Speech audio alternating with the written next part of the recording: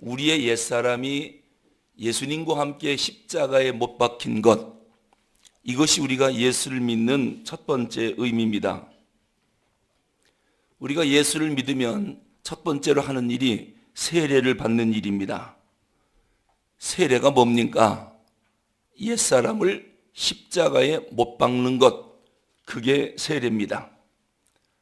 하나님을 끝까지 반역하려고 하는 이 자아, 이것을 십자가에 죽이는 것, 그래서 옛사람으로 살던 삶의 방식을 바꿔서 이제는 예수의 사람, 새 사람의 삶의 방식으로 삶의 변화를 추구하겠다라고 결단하는 것, 이게 세례받는 것이고 옛사람을 죽이는 것이고, 이게 예수 믿는 것의 첫 번째 의미입니다.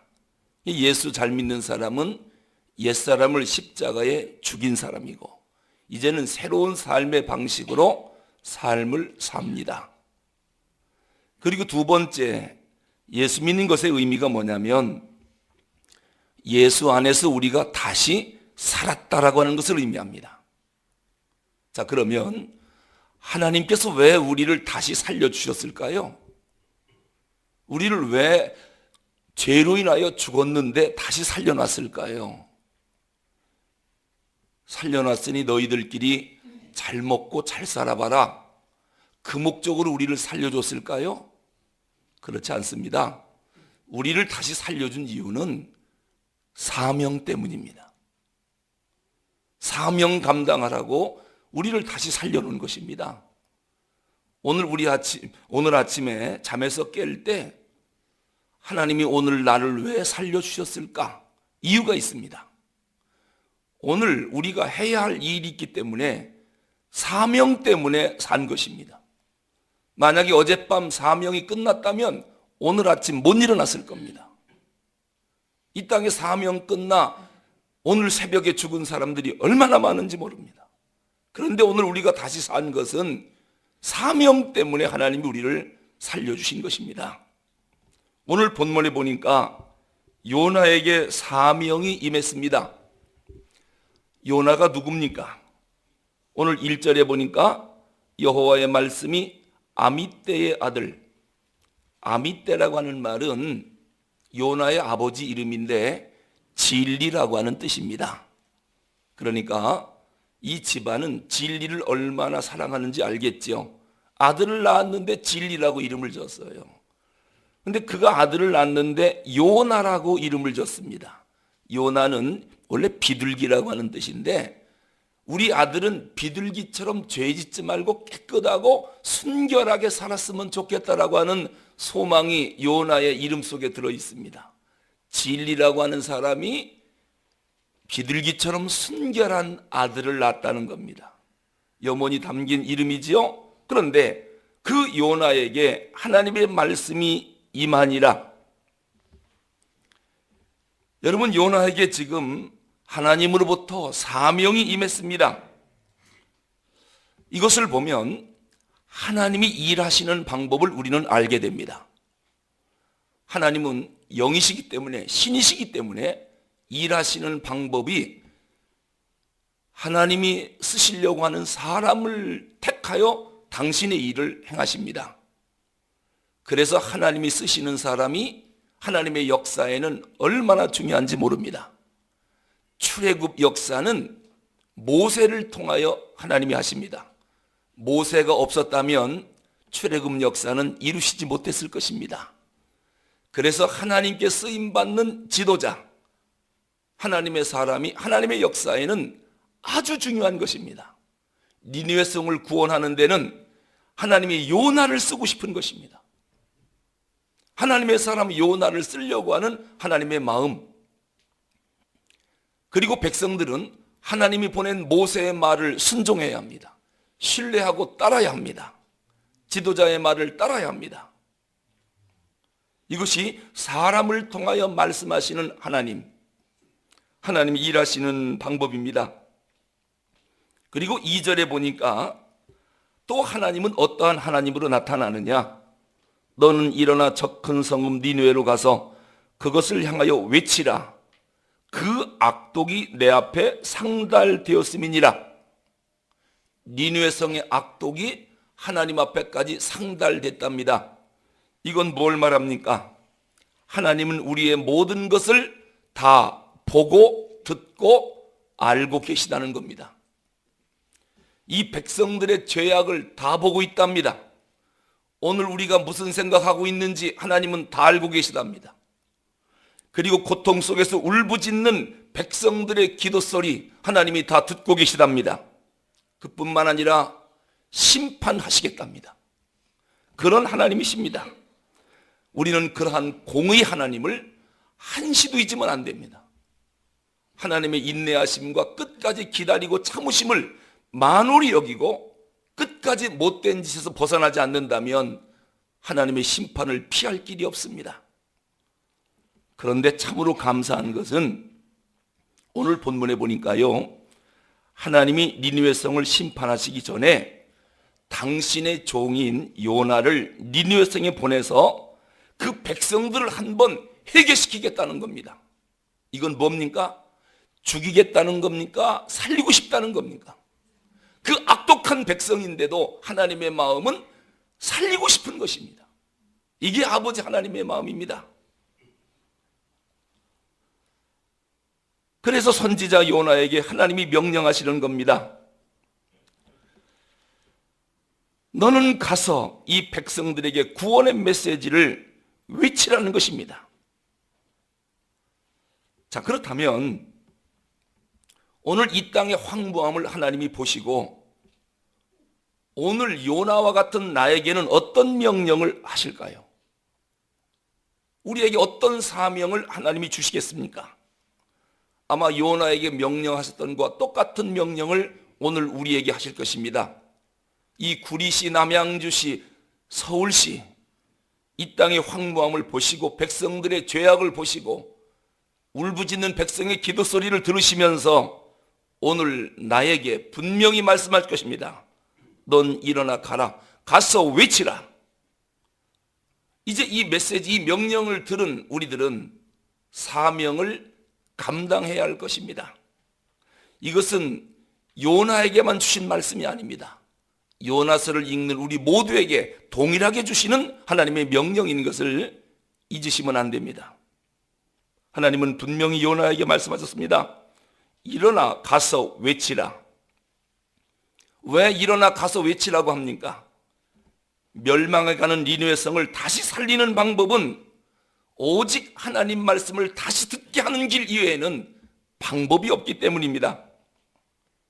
성도 여러분, 이 어두운 시대를 회복시키고 이 시대를 고치는 방법은 복음밖에 없습니다. 여러분, 다른 것으로 이 시대를 고칠 것 같습니까? 이 시대의 죄악을 무엇으로 회복시킬 거고 무엇으로 고칠 것 같습니까? 다른 방법으로 안 됩니다. 복음뿐입니다. 그리고 하나님의 진노의 심판을 면하는 유일한 길도 오직 복음뿐입니다. 복음을 듣고 뉘우치고 돌아서는 길 이외에는 하나님의 진노의 심판을 이 세상이 면할 길이 없는 것입니다. 이 복음이 전파되어야 이 시대가 회복되고 하나님의 진노의 심판을 면할 수 있게 되는 것입니다. 자, 그러면 이 시대를 향한 하나님의 진노를 누가 막겠습니까? 이 구원의 메시지를 전달하는 사람이 진노의 심판을 막는 것입니다. 이 시대에 구원의 메시지를 전할 자는 누굽니까? 요나처럼 부름받은 우리 모두입니다. 그래서 오늘 하나님은 나에게 명령하십니다. 일어나 가서 전하라. 이 명령을 들은 요나는 어떻게 했습니까? 그리고 요나의 운명은 어떻게 됐습니까? 풍랑을 만났습니다. 그럼 오늘 나는 이 명령을 듣고 어떻게 할 겁니까? 그럼 내 운명은 앞으로 어떻게 될 것 같습니까? 오늘 3절에 보니까 놀라운 일이 발생합니다. 그러나 요나가 여호와의 얼굴을 피하려고 일어나 다시스로 도망하여 욥바로 내려갔더니 요나가 불순종합니다. 여러분, 요나가 왜 도망갔지요? 이유가 두 가지입니다. 우리도 하나님의 명령이 떨어지는데 이 명령을 지키지 않고 도망가는 이유가 두 가지입니다. 첫째는 하나님의 명령이 요나가 원하는 말씀이 아니었습니다. 자기가 원치 않는 말씀입니다. 자기 성품에 맞지 않아요. 자기 특성에 맞지 않는 명령을 지금 하나님이 하시는 겁니다. 특히 요나에게는 니느웨로 인한 아픔과 한이 있습니다. 그래서 하나님이 아무리 명령해도 니느웨를 구원시키라고 하는 명령이 떨어져도 내 마음에 들지 않기 때문에 그 명령은 순종하지 않겠다는 겁니다. 하나님 명령이 자기 마음에 안 든다고 여러분 불순종해도 되는 겁니까? 그리고도 살기를 바랍니까? 요나는 한때 놀라운 예언자였습니다. 예언자는 하나님의 말씀을 받아 그대로 백성에게 들려주는 사람입니다. 그런데 오늘 요나는 하나님 말씀이 자기에게 들려왔는데도 하나님, 내가 원치 않는 일은 나 안 합니다. 요나는 선지자인데 불순종의 길을 택합니다. 열왕기하 14장 25절에 보면 요나는 니느웨에 대한 원한이 있습니다. 이스라엘의 하나님 여호와께서 그의 종 가드헤벨 아미떼의 아들 선지자 요나를 통하여 하신 말씀과 같이 여로보암이 이스라엘 영토를 회복하되 하맛 어귀에서부터 아라바 바다까지 하였으니, 이 말씀이 뭐냐면요, 북이스라엘은 아수르에게 영토를 빼앗겼습니다. 북이스라엘을 정복한 아수르는 통운 정책을 써서 북이스라엘의 선민의식을 말살시켰습니다. 아수르 남자들로 하여금 북이스라엘 여인들을 전부 범하게 만들어 혼혈아를 만들어 버렸습니다. 이게 사마리아입니다. 그러니 아수르의 수도인 니느웨가 죄악으로 인하여 회개치 않으면 멸망한다고 경고하시는 하나님의 말씀을 요나가 얼마나 듣고 싶었겠습니까? 저 니느웨가 망한다는 얘기를 얼마나 기쁘게 들었겠습니까? 요나는 사실 하나님의 명령을 들었을 때 속으로 기뻤을 것입니다. 왜요? 제발 니느웨야 회개하지 마라. 하나님의 심판이 그 땅에 쏟아졌으면 좋겠다. 이런 마음이 들었을 것입니다. 왜요? 원한이 맺혔거든요. 자기 민족을 이렇게 학대하고 짓밟고 통혼정책으로 혼혈아 만들고 순수성을 다 잃어버리게 만든 원수 같은 이 백성, 하나님이 멸망시키겠다니 너무도 기다렸던 말씀입니다. 그래서 니느웨 땅에 가고 싶지가 않은 것입니다. 요나가 불순종한 이유는 편협한 민족주의, 이것이 불순종의 원인이다. 우리는 그렇게 생각하고 싶습니다. 그런데 요나가 불순종한 원인은 그게 아니었습니다. 겉으로 볼 땐 그것 때문에 순종하지 못하겠다고 합니다. 내면은 그게 아닙니다. 하나님은 편협한 민족주의 때문에 네가 불순종했구나, 그렇게 인정하지 않습니다. 그리고 두 번째는 요나가 갖고 있는 편협한 신학 사상이 불순종의 원인이라고 우리는 생각합니다. 요나는 어떻게 생각했느냐? 하나님은 이스라엘을 위한 하나님이지 이방 땅 니느웨 백성을 위한 하나님이 아니다. 그러니 내가 그 백성에게 왜 복음을 전하는가? 하나님은 우리 하나님인데, 이런 신학 사상을 요나가 갖고 있었기 때문에 불순종하게 됐다. 하나님은 그렇게 보지 않습니다. 그것 때문에 불순종했다는 게 아닙니다. 하나님은 이 불순종의 원인을 무엇으로 보느냐? 요나야, 너 선지자로 대접받고 그리고 존경받더니 어느 사이에 네 자아가 비대해졌구나. 그로 인해서 너 변질됐구나. 변질된 요나의 모습을 하나님이 지적하는 것입니다. 이것이 요나의 불순종의 원인이라고 하나님이 지적합니다. 우리는 요나가 단지 민족주의 그리고 편협한 신학사상, 이것 때문에 불순종했다라고 요나를 긍정적으로 평가하려고 그래요. 하나님은 아니랍니다. 존경받더니, 대접받더니 네 자아가 비대해졌고 그로 인해서 너 변질됐구나. 변질된 요나를 하나님이 지금 지적하는 겁니다. 지금 요나의 가장 큰 문제는 뭐냐면은 선지자로 부름받아 주의 종이 됐음에도 불구하고 자기 주장을 꺾지 않는 비대해진 자아, 그로 인해서 변질된 자세, 이것이 불순종의 원인이라고 하나님이 지적하는 겁니다. 여러분, 불순종하는 요나를 잘 살펴보십시오. 하나님 명령보다는 자기 생각이 더 옳다고 생각합니다. 그래서 말 안 듣는 겁니다. 언제 이렇게 됐습니까? 원래 요나가 이런 사람이 처음엔 아니었거든요. 아골골짝 빈들에라도 복음 들고 가겠다고 눈물로 결단했던 선지자였습니다. 근데 지금 와서 왜 이렇게 변질됐습니까? 요나에게 들려온 하나님의 말씀은 요나가 원하는 말씀이 아니래요. 언제 하나님 말씀을 골라서 들었습니까? 어떻게 자기 마음에 듣는 말씀만 순종하겠다고 이렇게 교만한 요나, 이렇게 교만해졌습니까? 이게 불순종의 원인입니다. 자기가 원하는 하나님 말씀만 듣겠다. 세상에 이런 선지자가 어디 있습니까? 이렇게 교만에 빠져도 됩니까? 요나에겐 지금 이것이 가장 큰 문제입니다. 자기 주장이 너무 셉니다. 자기 생각이 정답이랍니다. 하나님 말씀이라도 자기 마음에 안 들면 불순종하겠답니다. 이것이 하나님 앞에 죄인 것입니다.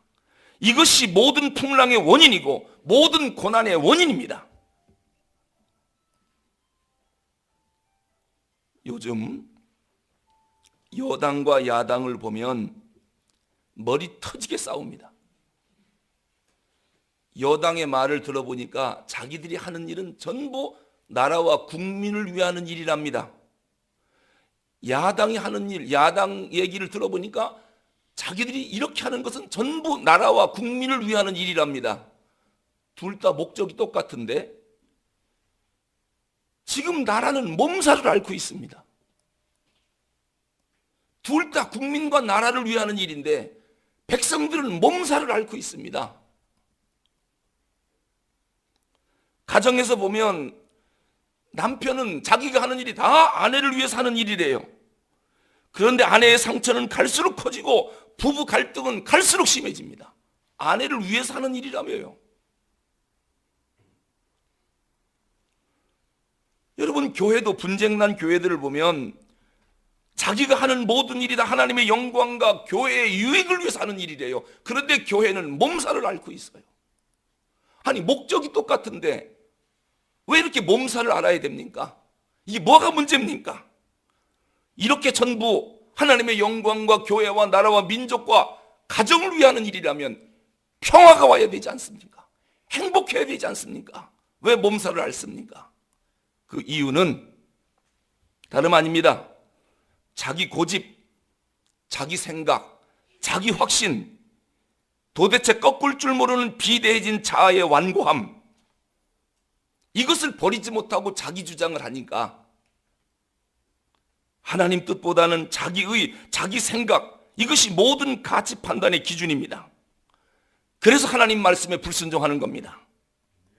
이것이 오늘 요나 선지자의 모습이고 오늘 우리의 모습이고 이것이 하나님 앞에 큰 죄이고 이것이 풍랑의 원인입니다. 이것이 환난의 원인입니다. 고난의 원인입니다. 그리고 두 번째는 요나가 왜 불순종해서 도망갔습니까? 그리운 다시스 때문입니다. 다시스는 니느웨 성 반대쪽에 위치한 스페인의 항구 도시입니다. 에스겔 27장 12절에 보면 다시스는 너무도 매력이 넘치는 도시입니다. 다시스는 각종 보화가 풍부하므로 너와 통상하였으며 은과 철과 상납과 납을 가지고 내 물품을 무역하였도다. 요나는 다시스라고 하는 항구 도시에 대한 정보를 이미 갖고 있었습니다. 참으로 아름다운 도시라고 하는 것을 알고 있었습니다.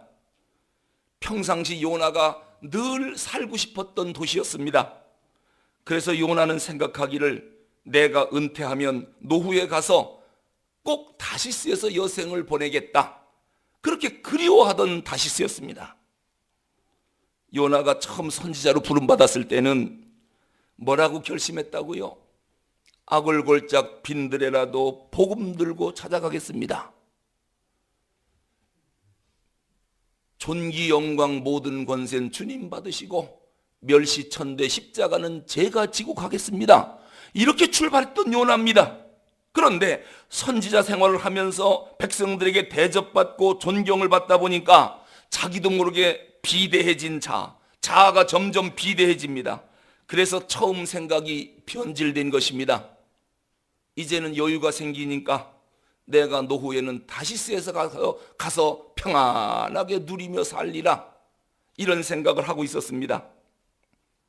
그동안 선지자라고 하는 사명을 감당하면서 자기가 배운 신학사상, 자기의 민족주의라고 하는 이러한 것을 자꾸 앞세웁니다. 이러한 대의 명분을 자꾸 앞세우는데 그 대의 명분 뒤에는 육체적 욕구와 세속주의와 정욕이라고 하는 탐욕이 요나의 마음속에 자리 잡고 있었습니다. 겉으로는 아수르가 우리 민족을 얼마나 힘들게 했느냐, 절대로 복음 전하면 안 된다, 민족을 위하는 것 같지요. 하나님은 우리의 하나님이지 이방 민족의 하나님이 아니다, 신학사상이 잘못된 것 같지요. 이러한 신학사상과 이러한 민족주의를 앞세우면서 불순종하려고 합니다. 그러나 이러한 대의 명분을 앞세우고 바로 뒤에는 뭐가 숨어 있느냐?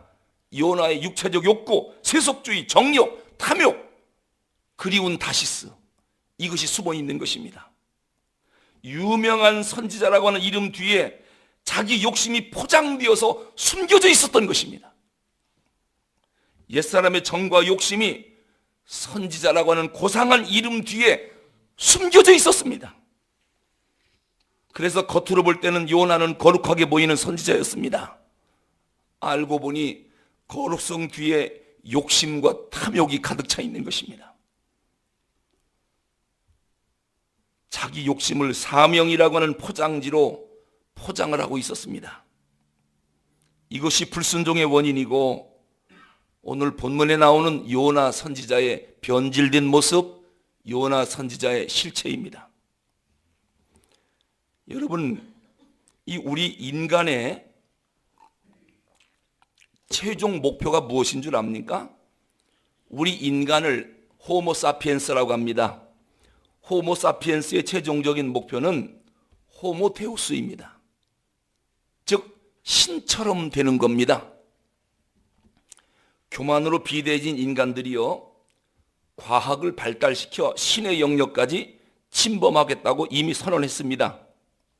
마치 에덴 동산에서 뱀이라고 하는 사탄이 하와에게 다가와 이 선악과를 따먹고 하나님처럼 되라, 이 속삭임에 속아서 넘어갔거든요. 이 속삭임이 오늘 요나에게 들려왔고 이 속삭임이 오늘 우리에게도 계속 들려오고 있습니다. 그래서 우리도 하나님처럼 되라고 계속 부추기고 있습니다. 요나처럼. 그래서 우리의 자아가 굳어지게 된 것입니다. 이것이 우리 영혼을 멸망시키는 암덩어리인 것을 아무도 모르고 있습니다. 그런데 오늘도 하나님을 떠나 다시스행, 그리운 다시스로 가려고 욥바 항구, 불순종의 길인 다시스행 배를 타려고 기다리는 사람들이 우리 가운데 얼마나 많은지 모릅니다. 그 길로 가면 안 되는데 너도 나도 그 길로 가려고 줄 서 있습니다. 이것이 풍랑의 원인입니다. 여러분, 이 불순종의 길은 결코 따라가면 안 됩니다. 그런데 오늘 요나는 불순종의 길로 가고 있습니다. 요나가 가는 길 가만히 보니까 계속 내려가는 길입니다. 3절에 보니까 하나님의 명령을 피하여 다시스로 도망가려고 욥바로 내려갔더니 마침 다시스로 가는 배가 있었습니다. 그 배를 탔는데 5절에 보니까 요나는 배 맨 밑층으로 내려가서 누워서 깊이 잠든지라 계속 내려갑니다. 하나님을 피하여 가는 길은 내려가는 길입니다. 인생이 추락하는 길, 영적 침체에 빠지는 길, 영혼이 깊은 잠에 빠지는 길입니다. 요나처럼 자기 생각, 자기 고집, 자기 자아가 비대해지면 하나님 등지게 됩니다. 영혼은 계속 추락하고 내려가기 시작하는 것입니다. 물고기 뱃속까지 빠져들어갈 것입니다. 물고기 뱃속에서라도 철저히 회개하면 살아날 길이 있지만 회개하지 않으면 물고기 뱃속에서 못 나옵니다. 이것이 불순종하는 자가 가는 길입니다. 그리고 요나가 가는 길을 가만히 보십시오. 하나님을 버리고 다시스로 가려고 욥바로 내려갔더니 마침 다시스로 가는 배를 만난지라. 여러분, 도망가려고 하는데 도망가는 길에 배가 기다리고 있습니다. 오호, 하는 일이 형통하네. 순적하게 길이 열리는구나. 이게 속는다는 것을, 사탄이 그런 짓 한다는 것을 여러분 기억하십시오. 이게 풍랑을 만나는 출발점인데도 순적하게 배가 기다리고 있습니다. 죄 짓고 가는 길인데 앞길이 막 열립니다. 이게 우리를 속이는 것입니다. 여러분, 이처럼 죄라고 하는 것은 우리를 속입니다. 마치 불순종의 길이 순탄한 길인 것처럼 우리를 속게 만듭니다. 이것이 죄의 교활성입니다. 죄를 지으면서도 죄인 줄 모르게 만듭니다. 자기 현실을 모르게 만드는 것, 이것이 죄의 특성입니다. 그리고 죄는 우리로 하여금 착각하게 만듭니다. 니느웨로 가라고 하는 하나님의 말씀은 우리에게 고난을 주는 말씀이요, 다시스로 가는 것은 우리에게 행복을 주는 것이란다, 이렇게 생각하게 만드는 게 죄입니다. 사명을 감당하는 길은 힘든 일이요, 다시스로 가는 길은 기쁜 일이다, 이렇게 착각하도록 만드는 것이 죄의 능력입니다. 그래서 우리가 속는 것입니다. 이처럼 자아가 살아있으면 하나님 말씀에 불순종할 뿐만 아니라 내 마음에 죄가 판을 치는 것입니다. 언제 하나님 말씀이 제대로 들려오느냐? 자기를 죽이고 옛사람을 죽여야 하나님의 음성이 제대로 들리는 것입니다. 그리고 하나님을 떠나 도망가는 요나의 길은 모든 것을 잃어버리는 길입니다. 3절에 보니까 요나가 뱃삭스를 주고 배에 올랐더라 그랬습니다. 여러분, 욥바에서 다시스까지 가려면 3,000km나 됩니다. 거리가 3,000km. 그 당시 배로요, 3,000km 항해하려면 보통 빨리 가면 6개월, 풍랑 같은 게 자꾸 일어나면 1년 정도 걸리는 거리입니다. 그러니 그 배에서, 뱃삭도 뱃삭이지만 6개월에서 1년 동안 먹고 살아야 됩니다. 비용이 만만치가 않습니다. 근데 그 배를 타고 가다가 불순종하는 길에 하나님이 그냥 둡니까? 풍랑이 일어나니까 배에 실려있던 모든 무역품들, 다른 상인들의 물품들이 전부 물속으로 집어 던지게 됩니다. 심지어 요나는 자기 목숨까지도 바닷속으로 던지게 됩니다. 뱃삭 잃어버렸죠. 6개월에서 1년간 먹어야 되니까 수많은 비용 잃어버렸죠. 주변에 있는 상인들 물품 다 바닷속에 집어 던지니 다 잃어버렸죠. 자기 목숨 바다에 던지니 목숨까지도 잃어버리는 길이죠. 불순종에 가는 길은 남는 게 없습니다. 하나님 말씀 불순종해 보세요. 나중에 인생 다 살고 나서 건지는 게 있는가? 남는 게 아무것도 없습니다. 자아가 비대해지면 불순종하게 됩니다. 왜 불순종하느냐? 자아가 교만해서 그렇습니다. 죄가 우리 속에 들어와 우리 인생을 이렇게 비참하게 만드는 것입니다. 모든 것을 던져버리게 만드는 것이 비대해진 자아, 그로 인한 불순종의 죄입니다. 여러분, 자아가 죽어야 죄에게 더 이상 먹이를 주지 않습니다. 자아가 비대해지면은 죄에게 먹이를 계속 줘서 죄를 자라게 만듭니다. 자아가 죽어야 인생 낭비가 줄어듭니다.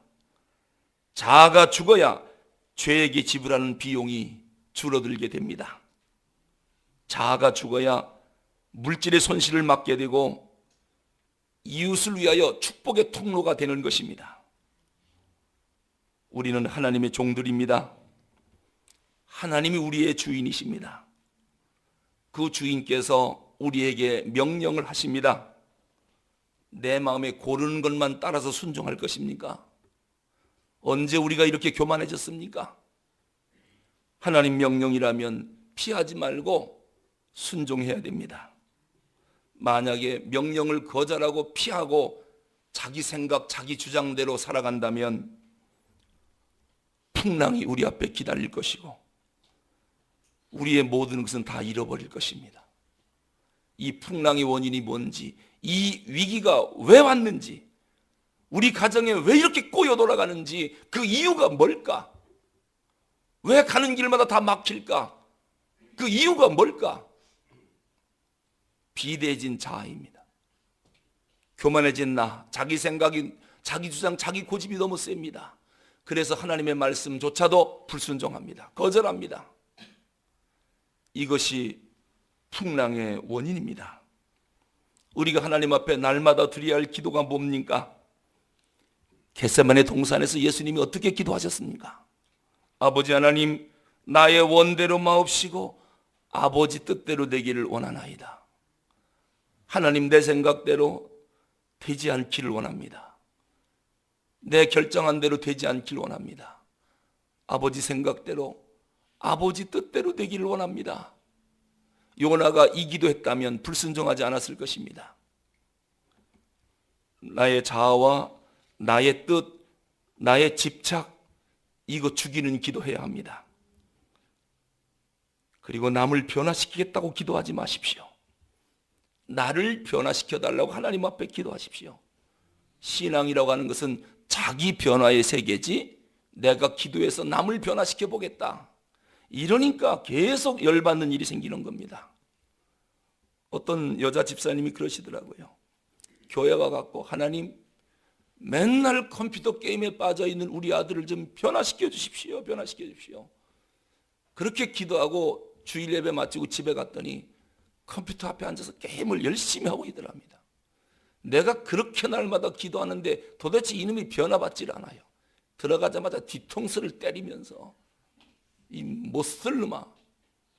그랬더니 얘가 엄마는 교회만 갔다 오면 나를 때려. 교회는 가면 안 되겠어. 걔가 변합니까? 변할 것 같습니까? 그렇게 기도하면? 하나님, 컴퓨터에 깊이 빠졌더라도 아들을 사랑하게 해주십시오. 아들이 무엇을 원하는지, 그의 적성과 은사가 무엇인지 그거를 발견하게 해주십시오. 어떠한 일이 있어도 끝까지 아들을 사랑하게 해주십시오. 그렇게 기도하고 집에 갔더니 컴퓨터 열심히 하고 있어요. 간식 먹고 해라. 참 은사가 대단하다. 게임을 이렇게 잘하냐? 너 컴퓨터를 전공해보지 않겠느냐? 우리 아들이요, 중고등학교 다닐 때 컴퓨터 게임의 도사였어요. 스타크래프트. 언젠간 얘가 어린 애기가 우리 집 앞에 어른들이 몇 명이 서성거리는 거예요. 그래서 야, 저분들이 왜 너를 만나러 왔냐? 그랬더니 아빠, 무기 사러 왔어요. 그래. 뭔 무기를 네가 파냐? 그랬더니 이 컴퓨터 게임에서 자기가 스타크래프트를 최고 상해까지 올라가기 때문에 수많은 무기를 벌었답니다. 근데 이 무기가 있어야 전쟁에서 이기는데 이 가상의 세계에서 이 무기를 사러 온답니다.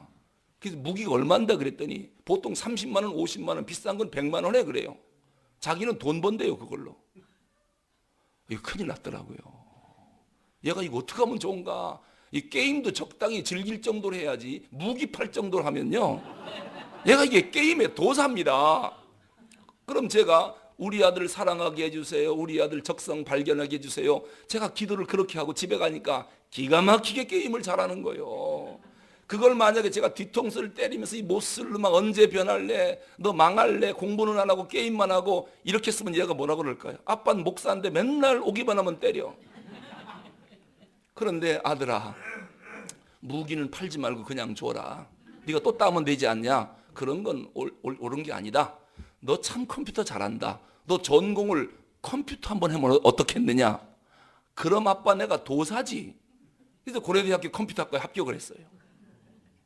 그러더니 지금 대학원 박사과정 공부하는데 컴퓨터의 도사니까. 얘가 미국 나사나 이런 미국의 대학이나 북경대나 동경대학에 가서 컴퓨터 도사니까 지금 지도 교수도 모든 컴퓨터 자료는 얘한테 다 맡긴대요. 심지어는 컴퓨터가 고장나도 얘가 다 고친대요. 프로그램을 지가 다 만들어 버리니까요. 우주 세계를 들어가서 그냥 모든 정보를 그냥 다 캐오니까. 그래서 지금 자기 전공을 신나게 하고 있습니다. 뒤통수나 때리고 이 몹쓸 놈아, 너 왜 이 모양이냐, 너 어떻게 되려고 그러느냐, 이렇게 했으면은 얘가 어떻게 됐겠나. 그러니까 하나님 우리 아들 변화시켜 주세요가 아니라 하나님 나를 좀 변화시켜 주세요. 저는 뭐 컴퓨터 하는 거 보면 속이 터집니다. 아주 그냥 죽겠습니다. 두드려 패고 싶습니다. 그러나 그런 마음 들지 않게 해주시고 은사와 적성을 발견해서 제가 잘하는 것이 뭔가를 알게 해주시고 격려해서 쟤를 변화시키게 해주십시오. 지금은 게임 하라고 해도 안 해요. 그것도 한때거든요. 지금은 자기 공부 바빠서 언제 게임하고 앉아 있습니까? 여러분, 남 변화시키려고 하지 마세요.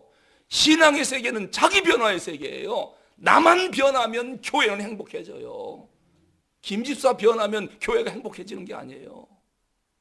자기 변화의 세계, 자아를 못 박는 기도해야 돼요. 탐욕과 정욕에 물든 불순종의 길로 자꾸 가려고 하는 나 비대해진 자아를 십자가에 죽이는 기도해야 풍랑이 사라지고 위기가 사라지는 거예요.